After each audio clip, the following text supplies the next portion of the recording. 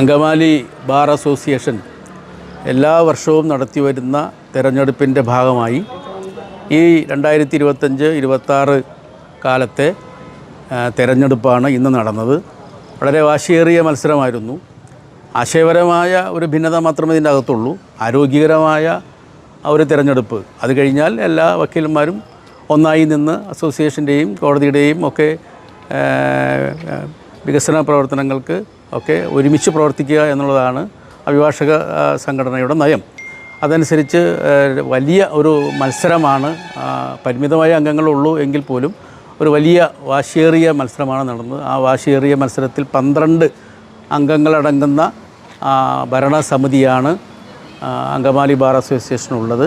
അതിൽ 11 സീറ്റും എല്ലാ ജനറൽ സീറ്റുകളും എക്സിക്യൂട്ടീവ് അംഗങ്ങളിൽ 6 ഉള്ളതിൽ 5 നമ്മൾ അഡ്വക്കേറ്റ് കെ ഷാജി, ഞാൻ പ്രസിഡൻ്റായും ശ്രീ എം.ഒ. ജോർജ് അഡ്വക്കേറ്റ് സെക്രട്ടറിയുമായിട്ടുള്ള പാനൽ വളരെ ഗംഭീര വിജയം വരിച്ചിരിക്കുന്നു.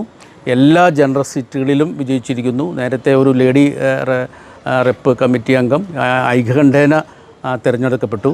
എല്ലാ വർഷവും നടക്കുന്ന തിരഞ്ഞെടുപ്പിൽ 10 വർഷമാണ് ഈ കോടതി തുടങ്ങിയിട്ടുള്ളതെങ്കിലും എല്ലാ കാലഘട്ടങ്ങളിലും എല്ലാ വർഷവും ഈ ആശയപരമായ സംഘടനകളുണ്ടാവുമെങ്കിലും തുടർച്ചയായി 10 വർഷമായി ഒരു ജനാധിപത്യ വിശ്വാസമുള്ള ചേരി ജയിച്ചുകൊണ്ടേ ഇരിക്കുന്നു.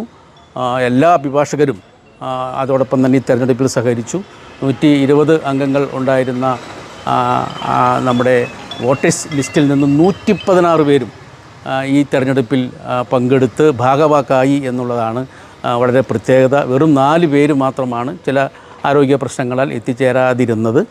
ഈ തിരഞ്ഞെടുപ്പ് വളരെ സുഖകരമായി നടന്നു. എല്ലാ അഭിഭാഷകരും ഒരു ആരോഗ്യകരമായ ഒരു മത്സരം എന്നുള്ളതിൽ എന്ന് മാത്രമാണ്.